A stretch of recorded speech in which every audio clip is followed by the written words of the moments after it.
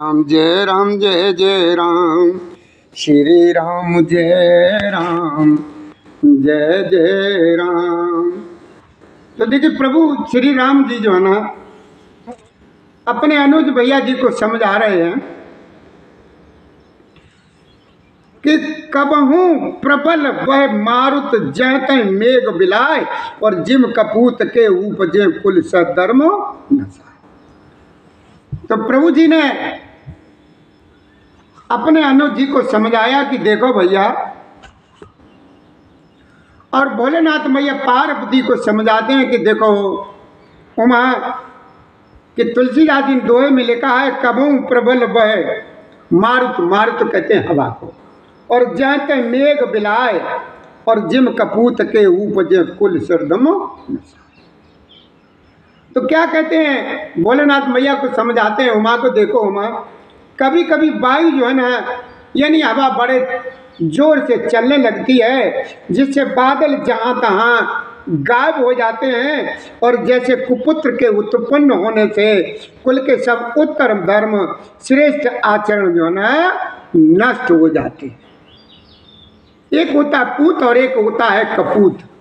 पूत हमेशा जो है ना कुल को आगे बढ़ाता है और कपूत हमेशा जो है ना कुल को जो है ना गहरे में ले जाता है।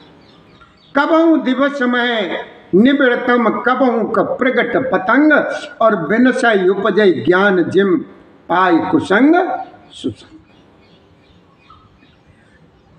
तो भोलेनाथ कहते हैं भैया पार्वती से देखो हमारे प्रभु श्री राम जी अपने छोटे भैया लक्ष्मण जी को ये सब क्यों समझाते हैं कि आज जानकी जी साथ नहीं है।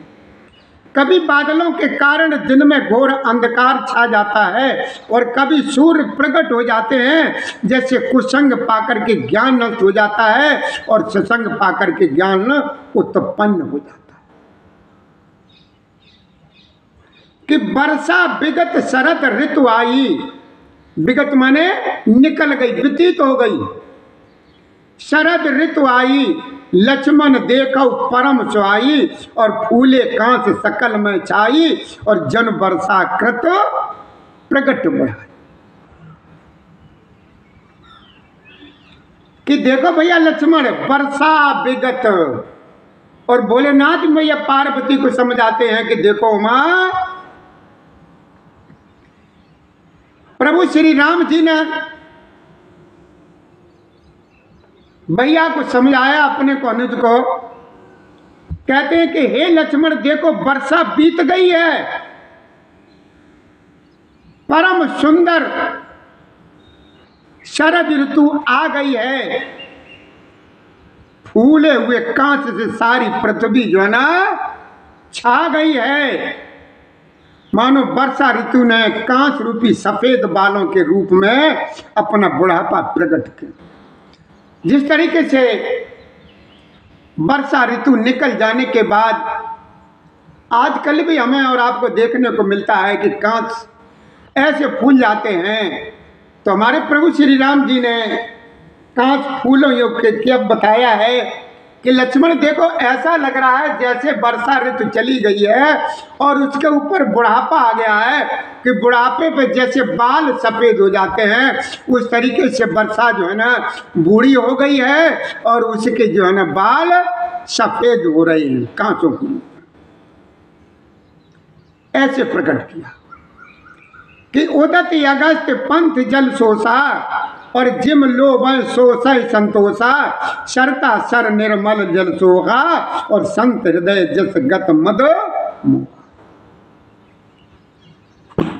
क्या कहा प्रभु श्री राम जी ने, और तुलसीदास जी ने चौपाई में क्या लिखा है कि ध्यान दो, उदति अगस्त पंथ जल सोसा जिम लोभ सोसय संतोषा, शरता सर निर्मल जल सोहा और संत हृदय जस गत मधुमोहा।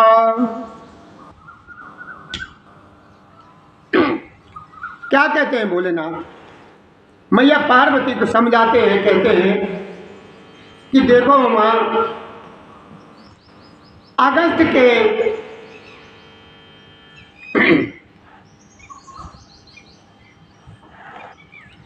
कि उदत अगस्त्य पंथ जल सोसा, यानी अगस्त के तारे ने उदय होकर के मार्ग के जल को सोख लिया, जैसे संतोष लोभ को सोख लेता है। नदियां और तालाबों का निर्मल जल ऐसे शोभा पा रहा है जैसे मधुमोह से रहित संतों का है। तो हमारे प्रभु श्री राम जी ने अनु जी से अपने जो मन की बात जो है, जो जानकी जी के लिए साझा की है। तो इसी तरीके से हमें भी भैया, अगर हमारे अंदर किसी तरह की कोई बात है तो अपने भाइयों में जरूर हमें साझा करनी चाहिए, यानी बात करनी चाहिए आपस में, हर तरीके का भेदभाव में। तो यहाँ पर हमारे प्रभु श्री जी ने क्या दिखाया कि देखो भाइयों का रिश्ता दिखाया कि भाई से सब कुछ साझा करो। कोई भी किसी भी तरीके की बात है तो लक्ष्मण जी से प्रभु श्री राम जी ने तरह तरह की बात करके, हमने अभी आपको कथा में आपको श्रवण कराई।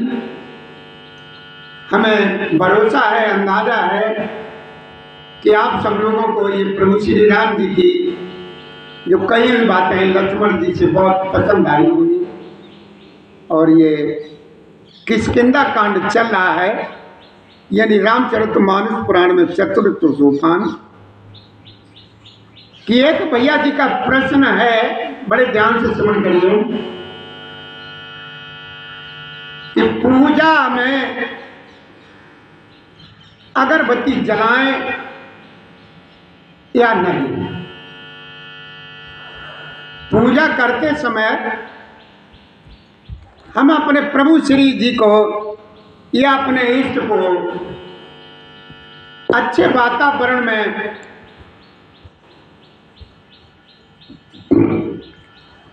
रहने के लिए वहां पर अगरबत्ती जलाएं या नहीं जलाएं।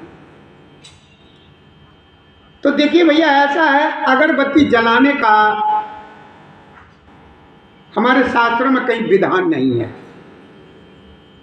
अगरबत्ती जलाने का हमारे उसमें कहीं विधान नहीं है। धूप बत्ती जलाने का हर जगह रहता है। ये बांस जो है ना, हमारे वंश को आगे बढ़ाने के लिए संकेत देता है। और बांस जो जलाया जाता है, जलता है,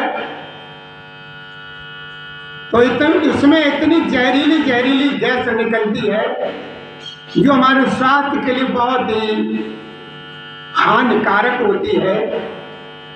और ये हमारे वैज्ञानिकों ने भी ये इसका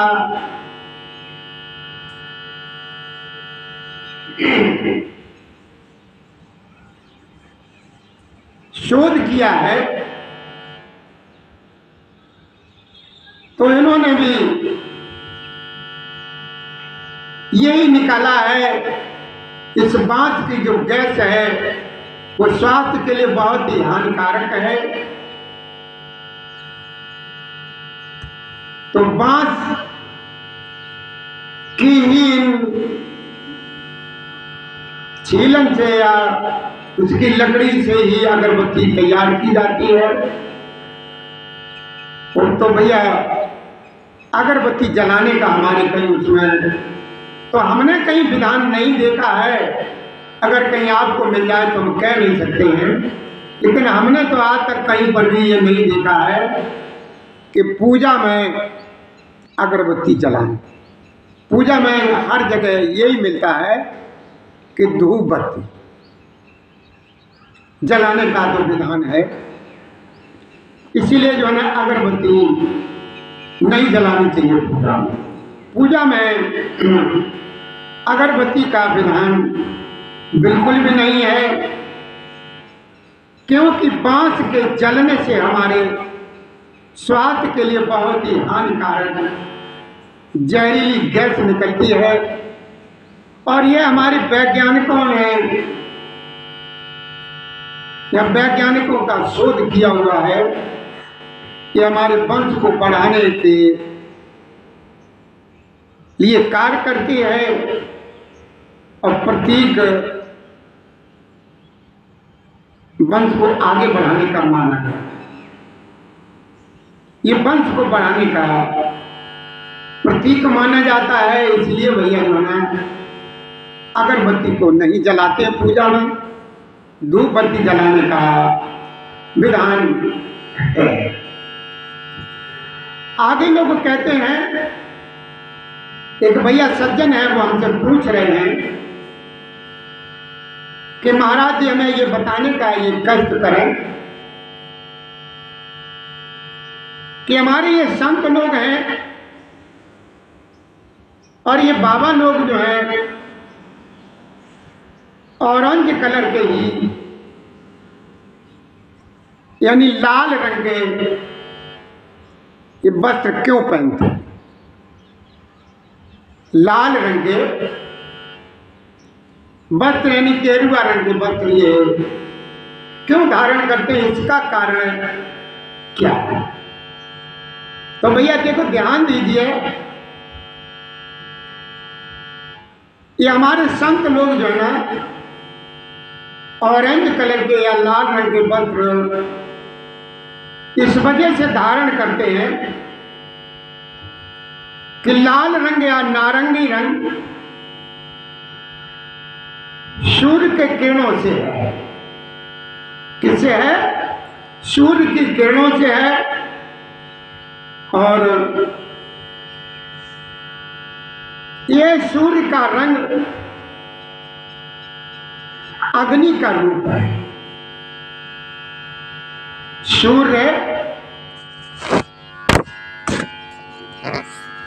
सूर्य का जो रंग है, किरणों का रंग है, ये अग्नि का रूप है। इसमें जितनी भी बेकार की यानी गलत जो इच्छाएं होती हैं वो जल करके समाप्त हो जाती हैं। इसलिए भैया हमारे साधु संत जो होते हैं इस रंग के कपड़े पहनते, यानी ऑरेंज रंग के, लाल रंग के कपड़े इस वजह से ये धारण करते। आपने अपने प्रश्नों के उत्तर सुने, आपको संतोष हो गया होगा। और एक भैया जी ने हमसे कल भी पूछा था, फिर जाकर के हमसे फिर कहा जाकर के कि देखिए महाराज जी आपने जो बताया कि भगवान कन्हैया के साथ राधा जी ही क्यों दिखाई देती हैं, कि जबकि कन्हैया के 16,108 पत्नियों का विधान है। तो ध्यान दीजिए, आप अपने प्रश्न का उत्तर सुनिए कि हमारे कन्हैया जी के राधा जी साथ क्यों दिखाई देती हैं। कहीं पर भी जाइए, जहाँ कहीं पर भी मेरे कृष्ण का मंदिर होगा तो उनके साथ राधा रानी ही दिखाई देती है। इसका कारण क्या है? इसका कारण ये है कि ध्यान से सुनिए कि एक बार क्या हुआ, कुरुक्षेत्र में एक पर्व पड़ता है और वहां पर कुरुक्षेत्र में एक कुंड भी आज भी है। अगर कुरुक्षेत्र में आप जाएंगे तो वहां पर देखेंगे ये कुंड आज भी मौजूद है, बना हुआ है। उस कुंड की विशेषता ये है कि जो उस कुंड में एक बार स्नान कर लेता है तो उसके सारे पाप जो है ना धुल जाते हैं, यानी नष्ट हो जाते हैं। इस कुंड में इसलिए स्नान करने के लिए जाते हैं जिस तरीके से हम और आप सभी फर्रुखाबाद में या जहाँ कहीं पर भी गंगा जी नज़दीक पड़ती है वहाँ नहाने जाते हैं, उसी तरीके से कुरुक्षेत्र के पास पड़ोस के रहने वाले जो हैं कुरुक्षेत्र में उस कुंड में स्नान करने जाते हैं। कुरुक्षेत्र जहाँ पर महाभारत का युद्ध हुआ था कि एक बार क्या हुआ कि कन्हैया जी के यानी कृष्ण जी के पिताजी और माताजी दोनों जनों ने अपने अंदर ये विचार किया कि चलो कन्हैया तो वहां पर है ही, हम और आप उस कुरुक्षेत्र में जब पर्व पड़ेगा उस पर्व को नहाने के लिए चलेंगे। हमारे कृष्ण कन्हैया के माता पिता जो हैं देवकी जी और वसुदेव जी हैं। बड़े ध्यान से श्रवण करना, ये कल भी मैंने बताया था, लेकिन एक सज्जन ने फिर हमसे कहा कि हमारी समझ में नहीं आया, आप हमें बताएं, एक बार फिर श्रवण करा दें। तो मैंने कि चलो ठीक है, हम आपको बताएंगे। तो जब हमारे कन्हैया जी के माता और पिता स्नान करने के लिए जब वहां गए तो कन्हैया ने अपनी सब पत्नियों को बुलाया और उनसे कहा कि देखो, हमारे माता जी और पिताजी आ रहे हैं यहाँ, ये जो पर्व पड़ेगा कुरुक्षेत्र में उसमें स्नान करने के लिए, आप उनके स्वागत में किसी भी प्रकार की कोई कमी न रखें। उनकी सेवा में उनको ये महसूस नहीं हो पाए कि हमारी बहुओं ने हमारे साथ ऐसा नहीं किया जिससे हमें ये परेशानी हुई, ये नहीं होना चाहिए।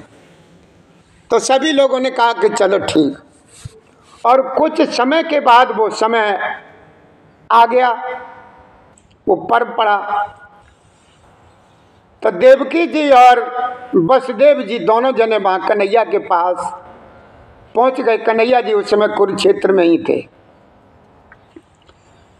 तो कन्हैया ने अपनी सभी पत्नियों को बुलाया और उनसे कहा कि देखो, हमारे मम्मी और पापा दोनों लोग आ गए हैं और उनके रहने की व्यवस्था तुम ही लोगों को करनी है। ये आप अपने आप खुद स्वयं सोचना कि कौन सी रानी के कमरे में उन्हें सेट किया जाएगा, क्या करना है, ये आप खुद समझना। तो कन्हैया जी और हमारे कन्हैया के माता पिता दोनों जने कन्हैया के पास बैठे हुए थे। तो कन्हैया जी की सभी रानियों ने अपने सास और ससुर की बड़े अच्छे तरीके से सेवा सलूका की, आव भगत की। और कन्हैया जी ने उनसे यह भी कह दिया कि देखो भाई, आप लोगों को इनका जो है ना इंतजाम करना है रहने का, ये आप ही के पास रुकेंगे और जाओ इनका इंतजाम करो। काफी समय हो गया तो कन्हैया जी उठ कर के देखने गए कि देखें हमारे मम्मी पापा तो बैठे बैठे थक रहे होंगे, रात को इनको आराम करना है, कि देखें कौन सी रानी के यहाँ इनका इंतजाम हुआ। तो जब कन्हैया जी देखने गए तो देख क्या रहे हैं कि वो जितनी थी 16,108 पटरानी, वो जो रानियाँ थीं, वो सभी खर्राटे मार के सब सो रही हैं। किसी को ये खबर नहीं है कि हमारे सास और ससुर जी आए हैं तो इनकी हमें सेवा करनी है, ये रात में रहे हैं तो इन्हें आराम करनी है क्या। और ये बातचीत करते करते सवेरा होने की यानी ब्रह्म मुहूर्त का समय आ गया। ब्रह्म मुहूर्त का समय हो गया तो ये दोनों जने बैठे ही बैठे वहां नहाने के लिए चले गए पर्व में, जहां पर स्नान किया जाता है। जब नहाने के लिए चले गए तो दोनों लोग स्नान कर रहे थे, देवकी जी और वसुदेव जी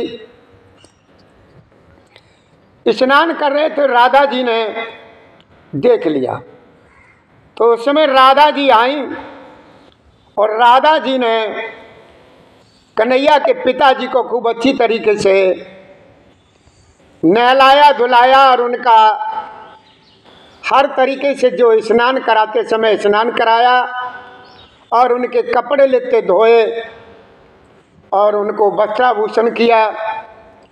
वही माता जी का वो पिताजी का दोनों जी का। तब तक जो है ना हमारे कन्हैया जी वहाँ पहुँच गए।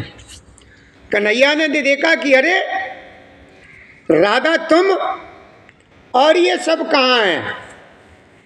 राधा तुम लगी हुई हो, तुम पिताजी की सेवा कर रही हो और माता जी की सेवा कर रही हो, ये क्या, ये सब कहाँ गई?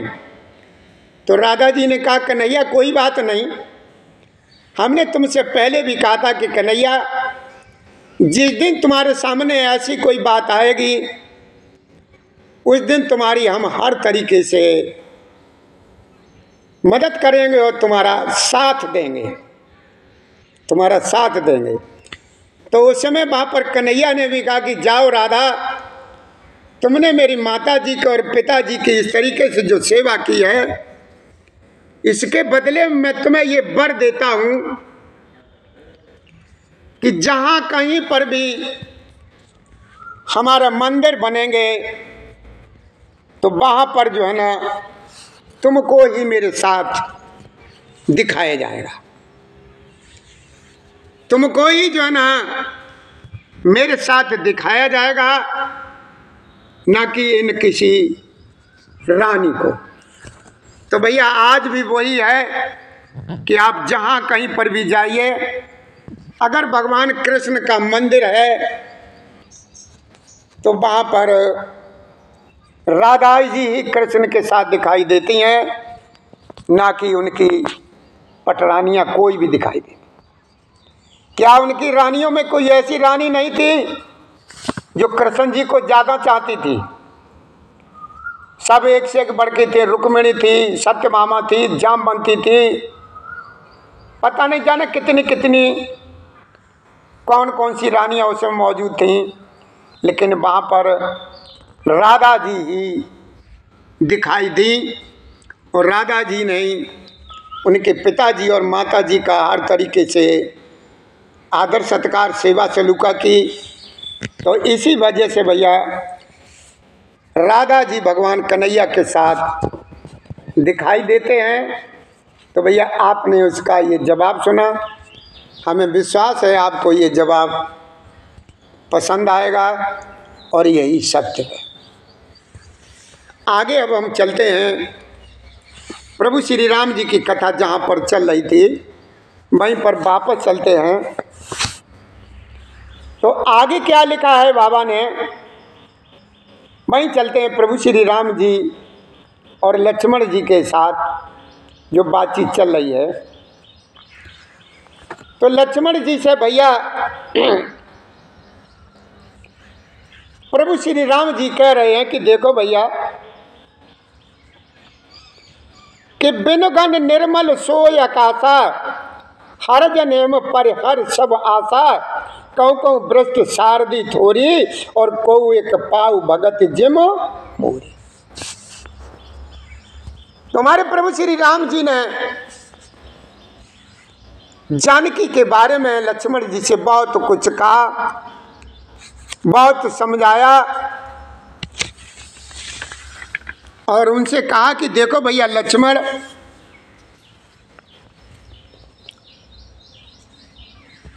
कि जानकी जी के बगैर न सब कुछ सूना लग रहा है, और जिस सुग्रीव से हमने ये कहा था कि सुग्रीव जी तुम हमारे काम का ध्यान रखना, जो हमारा काम है। तो सुग्रीव जी भैया घर गृहस्थी के चक्कर में पड़ के राजा बन करके सब कुछ भूल गए। तो लक्ष्मण जी को फिर भैया भेजा गया है, प्रभु श्री राम जी ने भेजा। तो क्या कहा प्रभु श्री राम जी ने?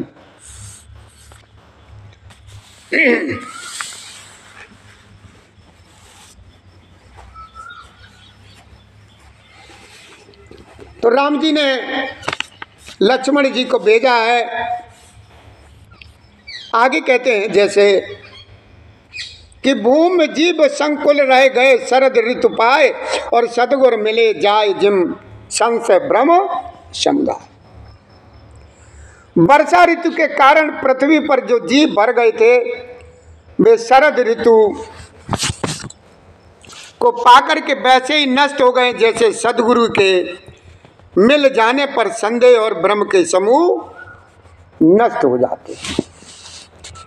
कि वर्षागत निर्मल ऋतु आई और शुद्ध नतात सीता की पाई। एक बार कैसू शुद्ध जानो और कालऊ जीत निमिष मो। कि देखो भैया ये लक्ष्मण जी से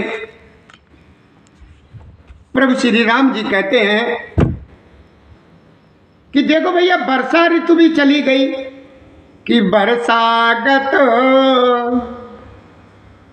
निर्मल ऋतु आई और शुद्धनता सीता की पाई। एक बार कैसों शुद्ध जानो कालों जीत निमिष मोआनो। तो बाबा भोलेनाथ मैया पार्वती से कहते हैं कि देखो माँ, हमारे प्रभु श्री राम जी ने अनुज जी से कहा कि भैया देखो लक्ष्मण, वर्षा बीत गई, वर्षा ऋतु निकल गई, निर्मल यानी शरद ऋतु आ गई है, परंतु तात जानकी जी की कोई खबर नहीं मिली है। एक बार कैसे भी पता लग जाए, कैसे पता पाऊं? जो पता लग जाए तो भैया काल को भी जीत करके पल भर में जानकी जी को मैं ले आऊं। ये पता लग जाए कि जानकी जी जो है ना यहाँ पर है, तो जानकी जी के पीछे भैया मैं जानकी बाजी लगा दूंगा और जानकी जी को ले आऊंगा। कतऊ रहो जो जीवत होई तात जतन कर आनो सोई। सुग्रीवों सुध मोर बिसारी और पावा राजकोशपुर नारी। अब देखो भैया कहीं भी रहे, यदि जानकी जी जीती होंगी मतलब जिंदा होंगी, तो ये तात यत्न करके मैं उसे अवश्य लाऊंगा। राज खजाना नगर और स्त्री पा गया, इसीलिए सुग्रीव ने भी मेरी शुद्ध जो है ना भुला दी। ये प्रभु भोलेनाथ जानकी जी के और राम जी के बारे में उमा को भी समझा रहे कि देखो उमा, कहीं भी रहें, ये प्रभु श्री राम जी कह रहे हैं, कौन कहां पर? जानकी जी कहीं पर ही रहे, यदि वो जिंदा होंगी तो हर हालत में मैं पूरी कोशिश करूंगा और करके न अवश्य उनको ले आऊंगा। और भैया देखो राज्य और खजाना नगर और स्त्री पाकर के इतना भूल गया है सुग्रीव कि मेरी शुद्ध तो उसे बिल्कुल भी नहीं रही। जे सायक मारा मैं बाली और तेईस हतो मूड कह काली और जाच कृपा छूटे मदमोहा और ताक उमा की सपनों। तो भोलेनाथ ने भैया पार्वती को समझाया कि देखो उमा,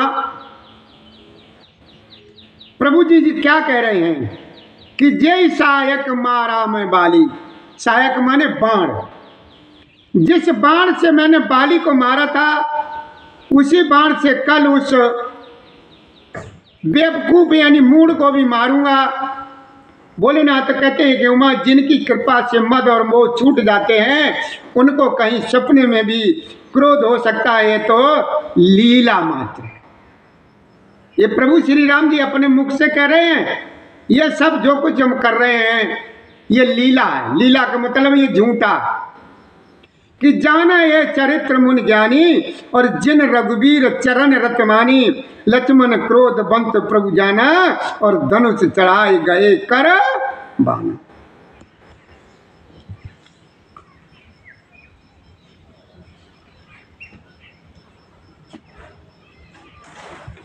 कि जाना ये चरित्र मुन ज्ञानी।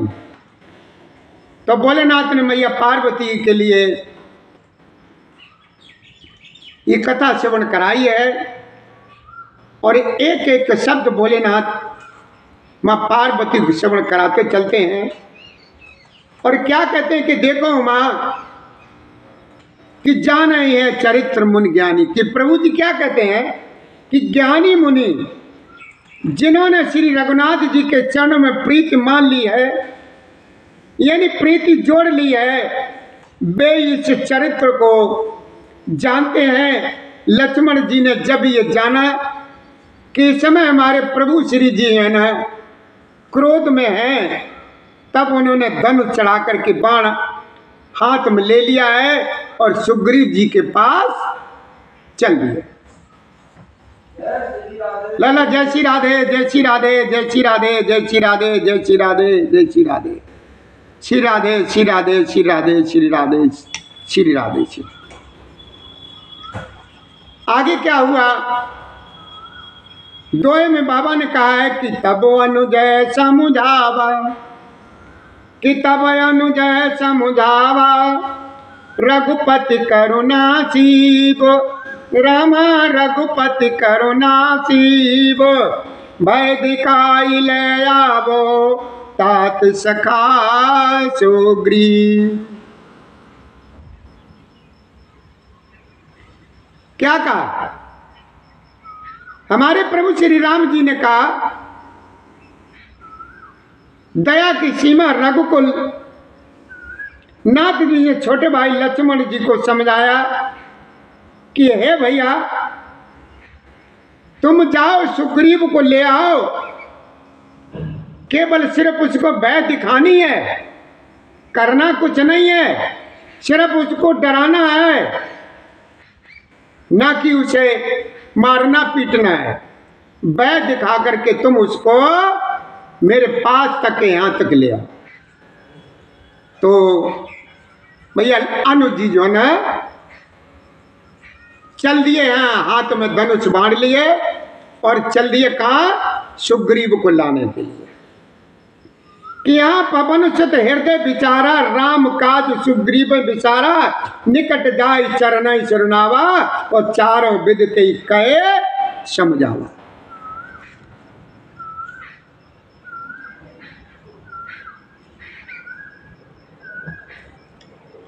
अब इधर क्या हुआ?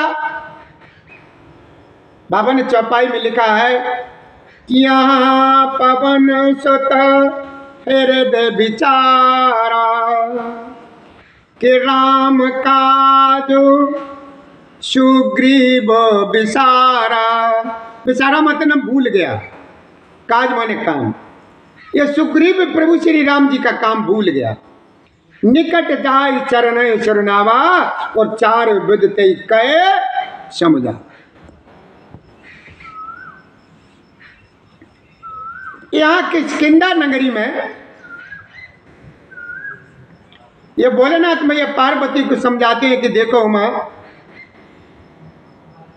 किष्किंधा नगरी में पवन कुमार श्री हनुमान जी ने विचार किया कि सुग्रीव ने प्रभु श्री राम जी के भी काम को बुला दिया है, तो उन्होंने सुग्रीव के पास जाकर के चरणों में सिर नवाया और साम दान दंड वेद चारों प्रकार की नीति कह करके सुग्रीव को समझाया। क्या समझाया? ये हमारे बाबा हनुमान जी समझा रहे हैं कि सुग्रीव जी को समझा रहे हैं कि देखो कि सुन सुग्रीव परम भय माना और विषय मोरे हर लीने ज्ञाना। अब मारुत सुत दूत समूहा और पटबो जयत बानर जुहा। जुहा माने झुंड। जब पवन सुत हनुमान जी ने सुग्रीव को जाकर के किष्किंधा नगरी में समझाया तो सुग्रीव जी को भय हो गया और मन में सोचने लगे, कहने लगे हैं कि देखो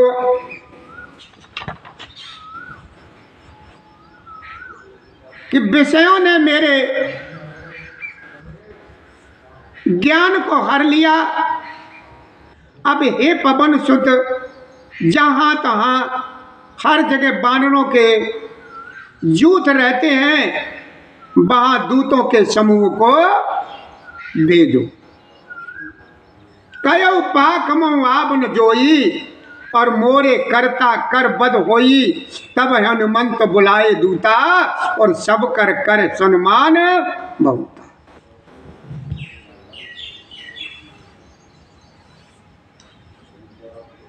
अब जो न भोलेनाथ ने मैया पार्वती को समझाया कि सुग्रीव जी ने हनुमान जी से कहा कि देखो हनुमान, सभी दूतों से कह दो और कहलवा दो कि एक पखवाड़े में, ये पखवाड़ा कहते हैं भैया 15 दिन को, कि 15 दिन में जानकी जी का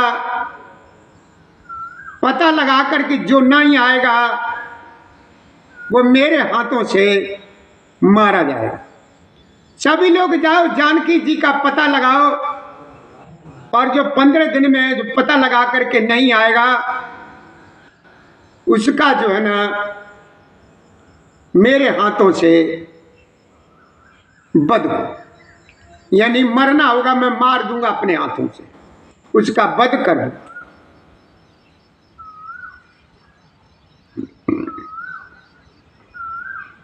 तो हनुमान जी ने दूतों को बुलाया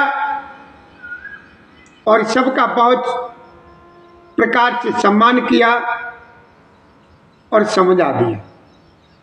भय और प्रीत नीत दिखराई, चले सकल चरणन शरणाई। यह अवसर लक्ष्मण पुरवाए और क्रोध देख जय तय कपि धाय।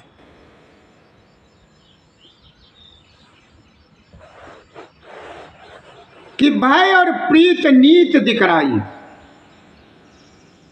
और चले सकल चरणन शरणाई। ये अवसर लक्ष्मण पुरवाए और क्रोध देख जय तय कपि। तो हमारे भोलेनाथ ने मैया पार्वती को समझाया कि देखो मां,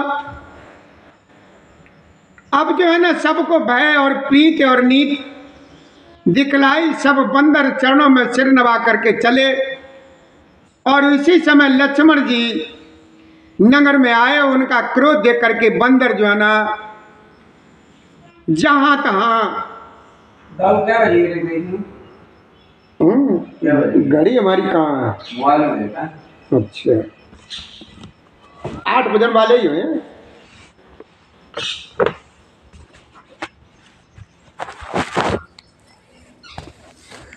सभी जो बंदर जो है ना जहां तहां दौड़े हैं जानकी जी का पता लगाने के लिए।